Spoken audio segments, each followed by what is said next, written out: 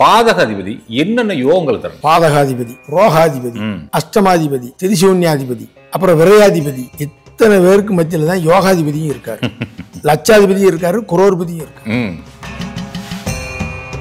கடகம், துலா, மகரம் இந்த லக்கணக்காரர்களுக்கு யார் பாதகாதிபதினா 3, 6, 8, 12 போய் மறைஞ்சிட்டாலும் நீசம் பெற்றாலும் அந்த ஜாதகர் ராஜயோகத்தை அடைவார். பாதகாதிபதி பலம் பெற்றாலும் பலன் தருது, ஆனா அவஸ்தையோடு. 11ஆம் இடம் பாதகஸ்தானம், மூத்த உறவுகளுக்கு. இந்த கடகலக்கணத்துக்கு சுக்கிரன் நீச்சம் பெறுவது 3, 6, 8, 12 போய் இருந்துட்டார் அப்படின்னா அந்த ஜாதகம் பின்னாடி கடகலக்கணத்துக்கு சுக்கிரன் மறைஞ்சவங்க எல்லாம் பாருங்க ஜம்முன்னு இருப்பாங்க. துலாமுல பிறந்து சூரியன் ஒருத்தனுக்கு நீச்சம் பெற்றாலும் அந்த தந்தைங்கிற உறவுகள்ல. சுகமே சொல்ல அண்ணாச்சி. அண்ணாச்சி வணக்கம். வணக்கம் அண்ணாச்சி. பாதகாதிபதி இதை கண்டாலே நம்ம மக்களுக்கு ஒரு பயம் அண்ணாச்சி. பாதகாதிபதி திசையை பார்த்தாலும் பயம், பாதகாதிபதி புத்தியை பார்த்தாலும் பயம், பாதகாதிபதி நினைச்சாலே பயமா இருக்கு. ஆனால் நீங்க ஒருத்தர் மட்டும்தான் தோஷங்கள்ல கூட யோகங்களை பார்ப்பீங்க. பேசிக்கிட்டு இருக்க சொன்னீங்க பாதகாதிபதி அவ்வளோ யோகம் செய்யும் அப்படின்னீங்க. அண்ணாச்சி நம்ம ஒருவருக்கு முதல்ல அதை சொல்லுவோம் அப்படின்னு சொல்லிட்டு தான் இந்த டாப்பிக்கே சூஸ் பண்ணேன். அண்ணாச்சி பாதகாதிபதி என்னென்ன யோகங்கள் தரணும் நல்லா பாருங்க. ஒரு ஜாதகத்துல பாதகாதிபதி, ரோகாதிபதி, அஷ்டமாதிபதி, திரிசூன்யாதிபதி, நல்லா பாருங்க. திரிசூன்யம் பெற்றா அது திரிசூன்யாதிபதின்றோம், புரியுதா? அப்புறம் விரையாதிபதி, இத்தனை பேருக்கு மத்தியில தான் யோகாதிபதியும் இருக்காரு, லட்சாதிபதியும் இருக்காரு, குரோர்பதியும் இருக்காரு, லக்னாதிபதி அதுக்குள்ளதான் இருக்காரு. கோடீஸ்வரன் சொல்லி நினைச்ச குரோர்பதி. குரோர்பதி இந்த பதிபதினு வந்த ரைமிங்கா இருக்கணும் இல்ல, நான் சொல்ல புரியுதா? அப்ப இதுக்குள்ளதான் அந்த லக்னாதிபதி இருக்காரு. அப்ப பார்க்கணும். அப்ப ஒருத்தர் பாதகாதிபதி அப்படிங்கிறவர் என்னன்னா பாதகம் செய்யக்கூடியவர். பாதகமான நம்ம பாதகம்னா என்ன? ஒண்ணு கிடைச்சு நமக்கு சிரமத்தை கொடுத்தாலும் பாதகம், கிடைக்காம அவஸ்தை கொடுத்தாலும் பாதகம். ரெண்டுமே பாதகம் தான். பாதகம் தான்.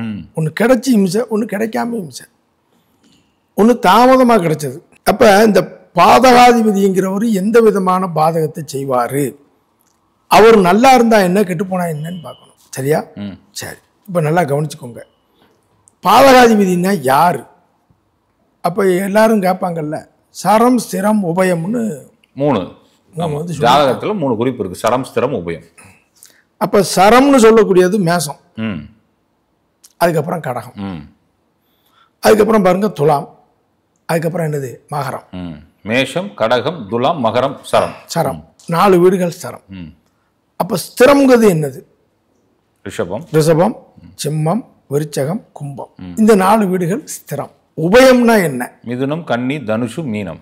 மிதுனம், கன்னி, தனுசு, மீனம். எதுக்காக இதை நம்ம ரிப்பீட் பண்றோம்னா தெரிஞ்சவங்க பட்டுன்னு புரிஞ்சுக்கிடுவாங்க, ஆர்வமா இருக்கவங்களும் தெரிஞ்சுக்கிடுவாங்க. கண்டிப்பா நம்ம உறவுகளும் தெரிஞ்சுக்கணும். நம்ம உறவுகளும் கையில ஜாதகத்தை உட்கார்ந்து இருப்பாங்க, அவங்களுக்கும் ஸ்திரம், உபயம், சரம் அப்படின்னா என்ன தெரிஞ்சுக்கணும். சரராசி, சிரராசி, உபயராசின்னு இருக்கும். அப்ப நம்ம பேசக்கூடிய ஒவ்வொரு வார்த்தையும் இந்த வீடியோ பார்க்குறவங்க ஜாதகத்தை கையில் வச்சுக்கிட்டு கம்பேர் பண்ணும் பொழுது ஓரளவுக்கு ஒரு 60% புரிகிற அளவுக்கு தான் என்னுடைய பேச்சு இருக்கும். நிச்சயமா நிச்சயமா. ஆமாம், இல்லாமல் அதை மைண்டில் வச்சு தான் பேசுவேன். அப்போ தான் பார்க்குறவங்களுக்கு ஒரு பயனுள்ளதாக இருக்கும். இதில் அவங்க சில கிளாரிஃபிகேஷன் வேணும், ஒரு டவுட் வேணும்னா அவங்களுக்கு ஜோசியர், ஆஸ்தான ஜோசியர் இருக்காங்க, அவங்ககிட்ட கேட்டு கிளியர் பண்ணிக்கலாம். கரெக்டா? அதுக்கு தான் நான் இது ஒவ்வொன்றையும் நம்ம தொட்டு காட்டுறது. அப்ப இந்த சரம்னு சொல்லக்கூடிய மேசம், கடகம், துலா, மகரம் இந்த லக்கணக்காரர்களுக்கு யார் பாதகாதிபதினா 11 கூடியவன் பாதகாதி. அப்ப மேசத்துக்கு 11 கூடியவர் யாரு? சனி பகவான், வீடு கும்ப வீடு. கடகத்துக்கு 11 கூடியவர் யாரு? சுக்கிரன், அந்த வீடு ரிஷப வீடு. துலாமுக்கு 11 கூடியவர் யாரு? அப்ப சூரியன், வீடு சிம்மம். மகரத்துக்கு 11ஆம் இடம் விருச்சகம், இந்த வீட்டுக்கு அதிபதி யாருன்னா செவ்வாய். இவங்க தான். இப்படி சொல்லும் போது இன்னும் கொஞ்சம் புரியுமா இல்லையா? புரியுமா? புரியுது. உங்களுக்கு புரியுதா? புரியுது. உங்களுக்கு புரிஞ்சாதான் பார்க்கறவங்களுக்கு புரியும். புரியுது புரியுது. சரியா? அப்ப மேச லக்கணத்துல பிறந்த ஒருவருக்கு சனி பகவான் 3, 6, 8, 12 போய் மறைஞ்சிட்டாலும் நீசம் பெற்றாலும், மேச லக்கணத்துல பிறந்து லக்கணத்திலே சனி இருக்கும். லக்கணத்தில் சனின்னு பயப்படக்கூடாது. பாதகாதிபதி நீச்சம் பெற்றாலும் அந்த ஜாதகர் ராஜயோகத்தை அடைவார். ஏன்னா அங்கே சனி நீச்சம் மேசத்தில்.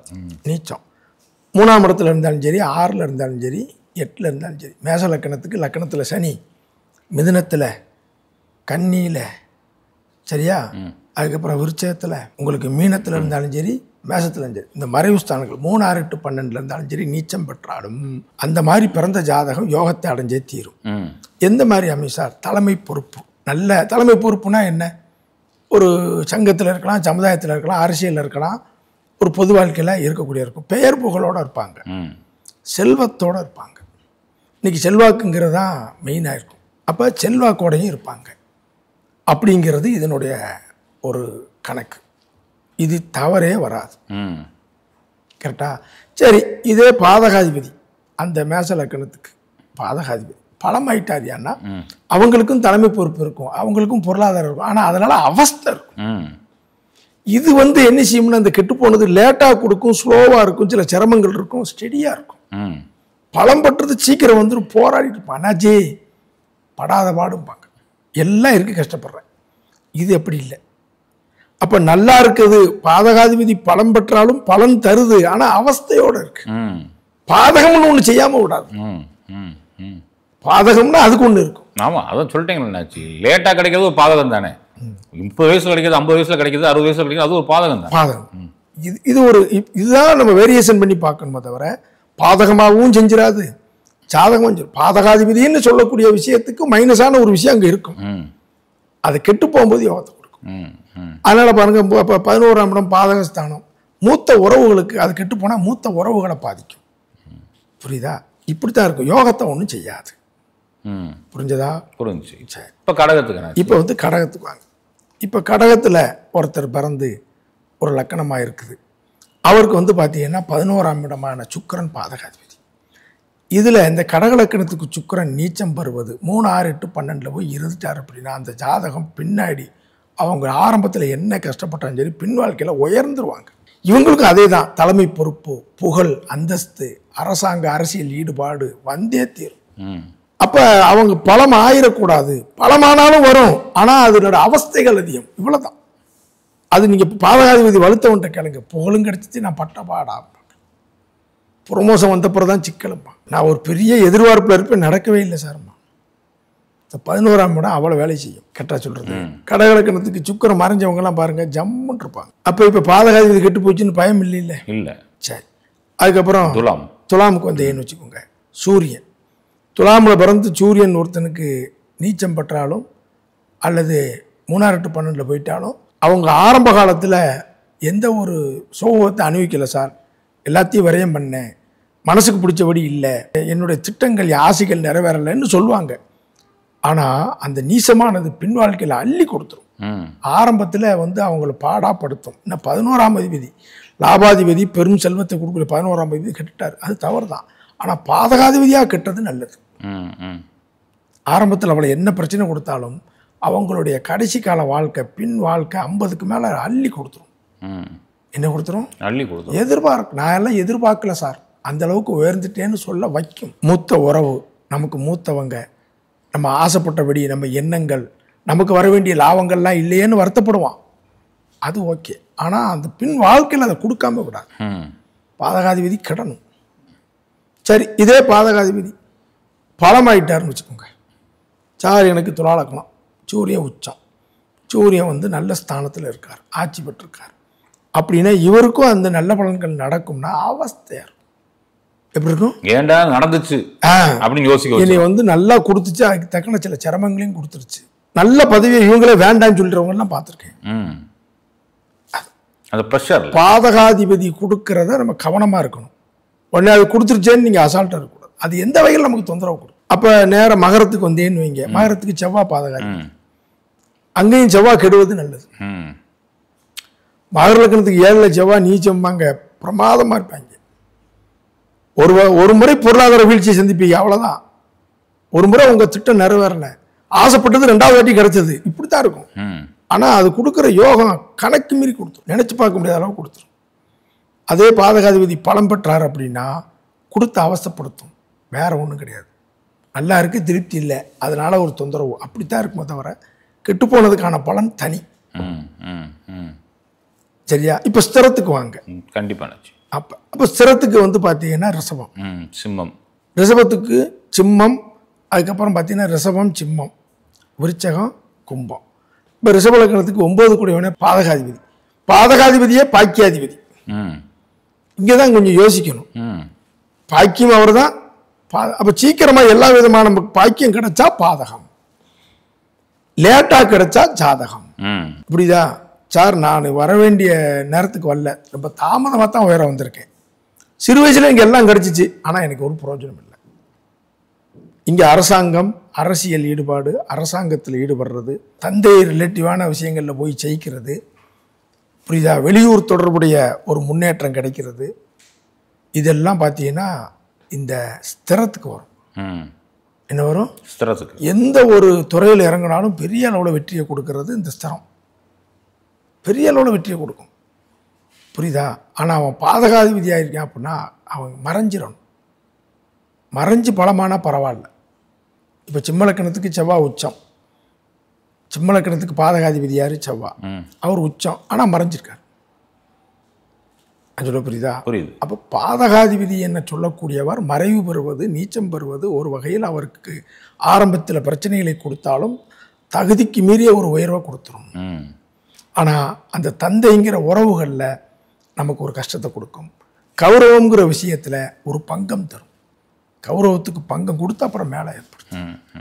நல்லா இருந்து கீழே இறக்கி விட்டு அதுக்கப்புறம் தூக்கி விடும். அப்படி சொல்லணும். சூப்பர் நச்சு, சூப்பர்.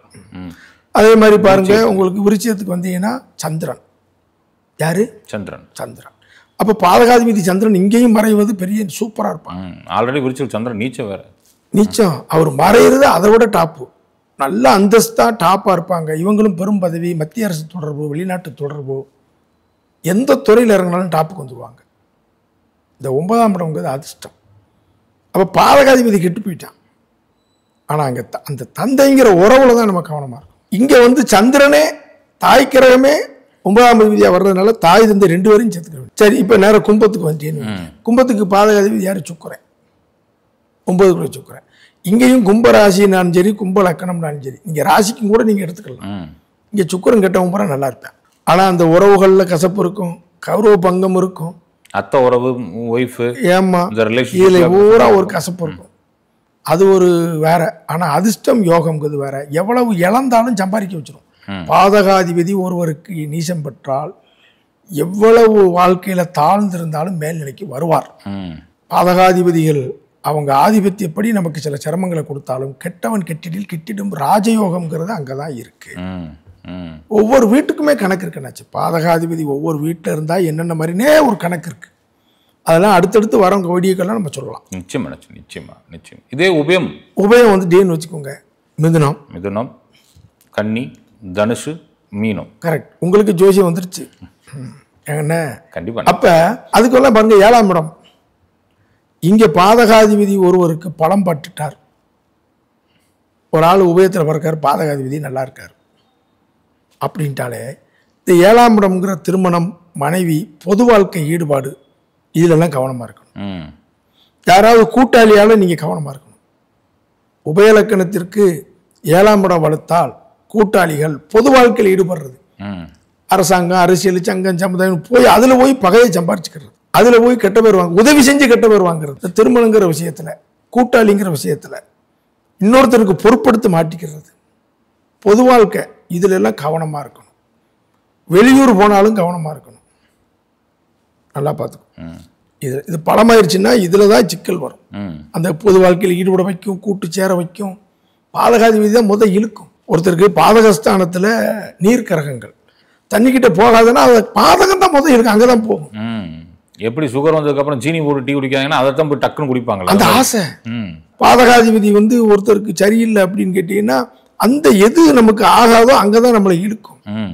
அப்போ நாம தான் அதில் என்ன செய்யணும்? கவனமாக இருக்கும், கேர்ஃபுல்லாக இருந்துக்கணும். அப்போ இவங்களுக்கு இந்த 7ஆம் இடம் வரும்போது கவனமாக இருக்கும். இதே உபயலக்கணத்துக்கு 7 கெட்டு போச்சுன்னு வைங்க, மனைவிங்கிற விஷயத்தில், ஒரு இல்லறம்ங்கிற விஷயத்தில் பெரிய ஈடுபாடை தராது. ஏன்னா 7ஆம் இடம் அது இருக்கு. ஆனால் பொது வாழ்க்கை அப்படிங்கிறதுலையும் பொதுமக்கள் மத்தியிலையும் ஒரு மதிப்பை கொடுக்கும். பொதுமக்கள் மத்தியில் இவங்க சோசியலில் இறங்குறது செய்கிறது, ஒரு மக்கள் மத்தியில் இறங்கி ஒரு பேர் வாங்கன்னா ரொம்ப கஷ்டப்படும். ஆனால் படிப்படியாக அந்த பேர் நிலைக்கிற மாதிரி வந்துடும். நல்ல மதிப்பு மரியாதை இருக்கும், அதெல்லாம் கொடுத்துரும். ஒரு முறை இவங்களுக்கு அதில் பாதிப்பு வந்தாலும் மறுமுறை நெஞ்சிடும் கொடுத்துரும். ஒரு தடவை நான் கூட்டாளியால் ஏமாந்தேன், ஒரு தடவை கூட்டாளியால் ஜெயிச்சேன். 7ஆம் இடம் வளர்த்துட்டா கூட்டாளியால் சோழியை முடிச்சோம். உபயலக்கணம் கண்டிப்பாக. ஆமாம். இப்படி நீங்கள் பலன் சொல்லணும். எங்கே எது மைனஸ் எது ப்ளஸ், ஒரு இழப்பு ஒரு கெயின், ஒரு இழப்பு. ஆனால் பொதுவாக பாதகாதிபதி மறைவது அப்படிங்கிறது அனுபவ ரீதியாக நல்லது. நிச்சயமான. இப்போ மிதுனத்துக்கு பாதகாதிபதி மறைஞ்சுன்னா என்னென்னு பிளான்? மிதுனத்துக்கு பாதகாதிபதி மறைகிறதும் உங்களுக்கு 7 கூடிய கூறு மறைகிறது. அதான் சொல்லலை, திருமண விஷயத்தில் பொதுவாக கவனமாக இருக்கணும். மறைஞ்சிருச்சு. இல்லற விஷயத்திலையும் கவனமாக இருக்கணும். அவ்வளோ அந்த ஒரு முறை இவருக்கு திருமணத்திலே கூட்டாளியால் ஒரு பாடம் படிப்பார். ஆனால் அதில் மீண்டும் அதே இடத்துல அவர் யோகத்தை அடைஞ்சிருவார். நிச்சயமான. அவங்களுக்கு பொது வாழ்க்கைங்கிறது தாமதமாக மக்கள் மத்தியில் ஒரு உயர்வு, பொது வாழ்க்கையில் ஜெயிக்கிறது, வீடு மனை வாகன யோகம் எல்லாமே பெண் யோகமாக கொடுத்துரும். நிச்சயமாக. கன்னிக்கும் அதே தான். இந்த கன்னிராசிக்கு அந்த 7ஆம் இடம் யாரு? குரு. இவருக்கு தனுசுக்கு 7ஆம் இடம் புதன், மீனத்துக்கு 7ஆம் இடம். அப்போ எல்லாத்துக்குமே அது ஒன்று தான், இதே ஒன்று தான். நம்ம பிரிச்சு இல்லை. 7ஆம் பாதகாதிபதி கெடுவது அந்த 7ஆம் பாவகத்தின் மூலம் ஒரு பாதிப்பை தந்து மீண்டும் அதில் யோகத்தை கொடுத்துரும். 7ஆம் அதிபதி பலம் பெறுவது அதில் ஒரு அபரிதமான யோகத்தை கொடுத்து நம்மளை ரொம்ப சிரமப்படுத்திடும். அப்போ அந்த விஷயத்தில் போவே கூடாது. சூப்பர். நெஞ்சார்ந்த நன்றிகள் நாச்சி. சுகமே சொல்க. வணக்கம் நாச்சி.